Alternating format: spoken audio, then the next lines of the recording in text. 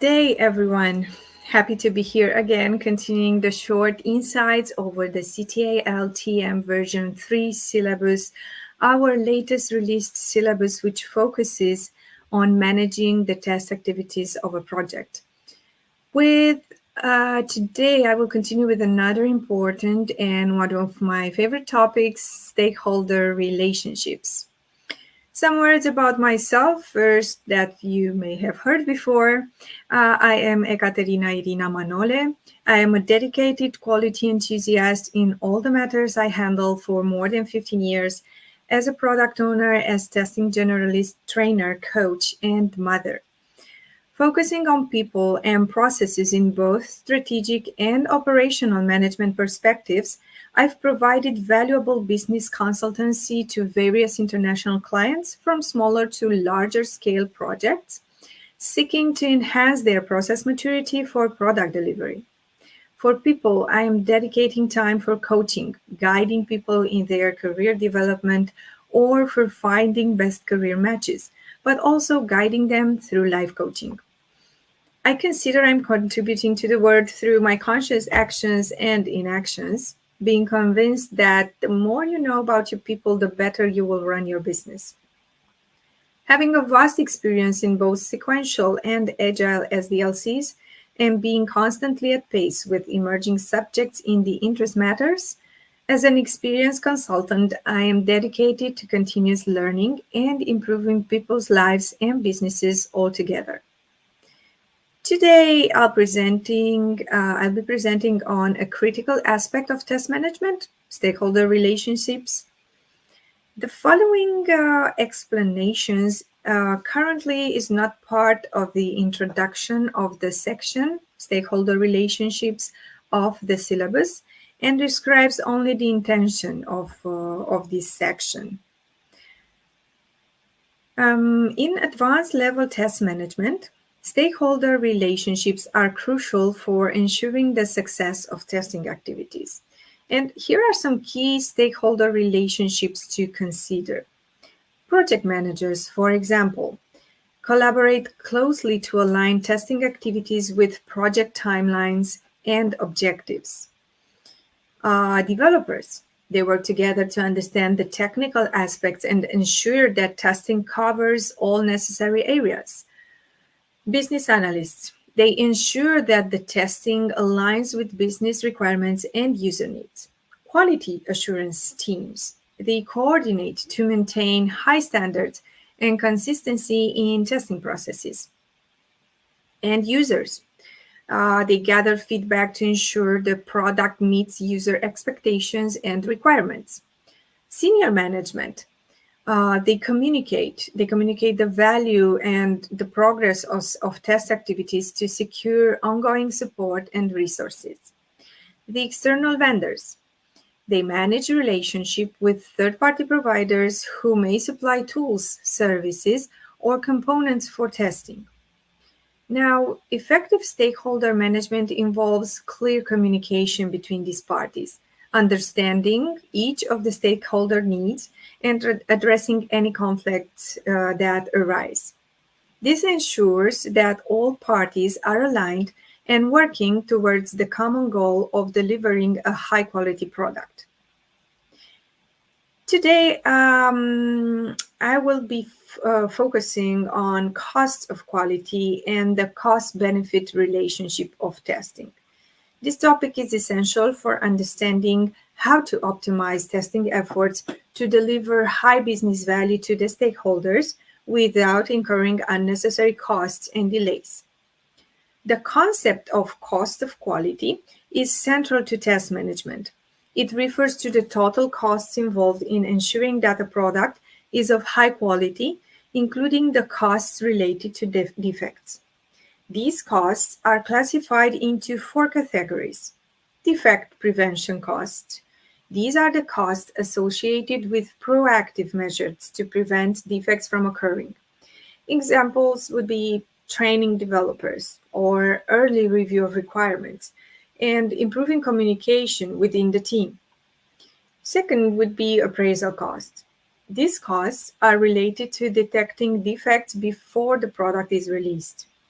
Here we can include costs for static and dynamic testing, as well as review processes. Third would be internal failure costs. These are costs incurred when defects are found and fixed before the product is released. These would go for costs of rework, additional testing, and providing temporary workarounds. Fourth would be external failure costs. These are the most expensive costs incurred when defects are found after the product has been released. They can include lost revenue, legal costs, damage to the company's reputation, and even impacts on health or safety. The goal of test management is to minimize external failure costs by investing adequately in defect prevention and appraisal activities. Testing adds value to a project by reducing the risk of delivering a defective product, but it also involves costs. And the cost-benefit relationship of testing helps balancing these factors. Qualitative benefits of testing are the ones that refer to improving reputation for quality, smoother releases, or having increased confidence in the product from the users, legal protection, and reduced risk of severe failures. When we mention quantitative benefits of testing, we refer to number of defects found and fixed before release, cost savings from preventing defects, information provided to stakeholders to make informed decisions about going live with known defects.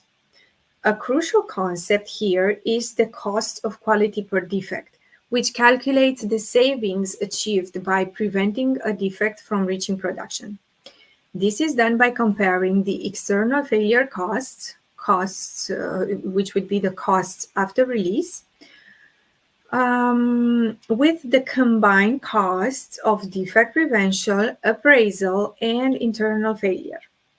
For example, if the cost of fixing a defect after release is $400, but the cost of detecting and fixing it earlier, including the prevention, appraisal, and internal failure costs, is only $700, then the average savings per defect is $3,300. In the picture, we can see Boeing's curve illustrating how the cost of fixing defects increases the later they are discovered in the software development lifecycle. Therefore, it's more cost-effective to identify and address defects early in the development process. The cost-benefit relationship of testing, it's defined and it's better defined when using risk-based testing, area which is also presented in section 1.3 of the syllabus. Risk-based testing is a strategy that aligns the level of testing effort with the risk associated with potential defects. The idea is to focus more resources on testing high-risk areas of the product, ensuring that the testing effort is both effective and efficient. Too much testing can lead to excessive costs without proportional benefits in risk reduction. Too little testing can result in missed defects, leading to higher costs post-release. The test manager's role is to find the optimal balance between these extremes and to communicate the value of this approach to stakeholders, ensuring that the testing strategy aligns with the overall business goals. Having this said, I would like to have a look together at a short scenario, and I've picked up the CCM CXM software industry where I've activated as a product owner in the past years. So let's consider a scenario in the customer communication management and customer experience management software industry, having platforms that are crucial for managing customer interactions and communication across various channels, including email, SMS, and social media. Let's imagine the software, the product, being in the final stage of development. The software integrates with various third-party applications and handles sensitive customer data. For defect prevention costs, the company invests $200 per defect in developer training, ensuring that the code is secure and adheres to best practices. This also includes early reviews of user stories to clarify requirements and reduce misunderstandings. Appraisal costs. The team spends $600 per defect on thorough testing, including automated security testing and integration testing to ensure that third-party APIs function correctly. Internal failure costs. During testing, the team identifies and fixes defects at a cost of $300 per defect. These defects could cause significant issues if they reach production, such as data breaches or failed integrations. Then we have the external failure costs. If a defect is found after the software goes live, it could cost the company $5,000 per defect. This includes costs related to customer compensation, reputational damage, and potential legal fees. Having these ideas noted, we can calculate the cost benefit. Now, the average savings per defect would mean taking the external failure cost, $5,000, and subtracting out of it the money that are invested by the company, 600 and 300 together. So we will have 4,100 per defect as savings. This example illustrates the high value of early detection in the CCM/CXM context, where customer trust and data security are paramount. By focusing on defect prevention and thorough testing, the company can avoid costly post-release issues that could severely impact customer satisfaction and brand reputation. In this industry, using Boehm's curve is particularly relevant. Early stage testing, so for example, during the design and development phases, is crucial because defects related to customer data handling and third-party integrations become exponentially more costly to fix if found after release. In conclusion, I would say that effective stakeholder relationships are crucial to the success of test management.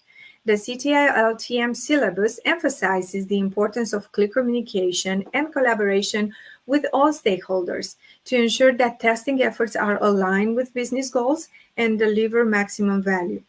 By understanding and articulating the cost of quality and the cost-benefit relationship of testing, test managers can build a compelling business case for testing, making it easier to gain stakeholder support and make informed decisions. Ultimately, this alignment between testing and stakeholder expectations contributes to delivering high-quality products on time and within budget, enhancing the overall success of the project. This being said, I've concluded my presentation for this subsection, and I'm ready to take over some questions if there are any.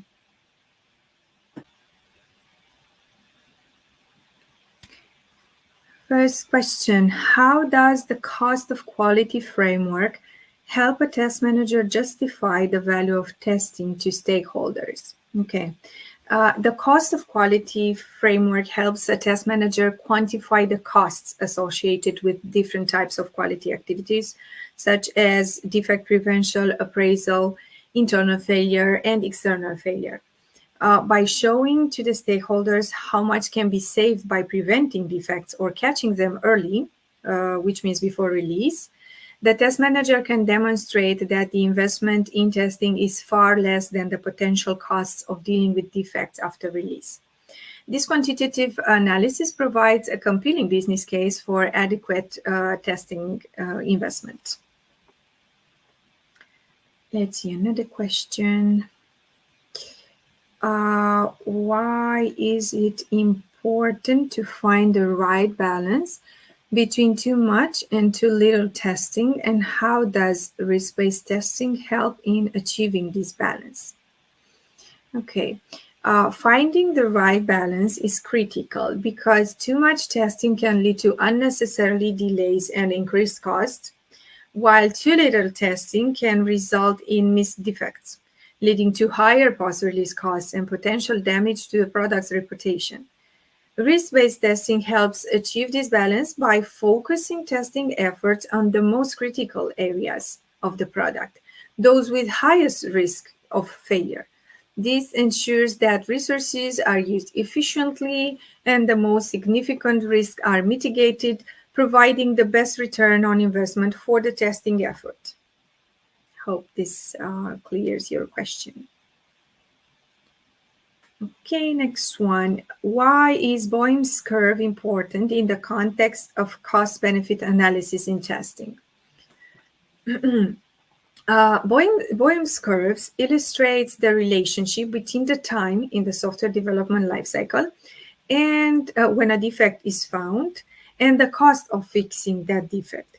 The curve actually shows that the cost of fixing a defect increases significantly the later it is discovered in the software development lifecycle. This highlights the importance of early testing and defect prevention, as identifying defects earlier reduces the overall costs of quality. In the context of cost-benefit analysis, the Boehm's curve supports the argument for investing in early-stage testing to minimize the more substantial costs associated with late defect discovery. Hope this clears the question. Also, I will keep an eye on the comments in case there are any more questions. I would be happy to answer them on LinkedIn or in the comments. Thank you.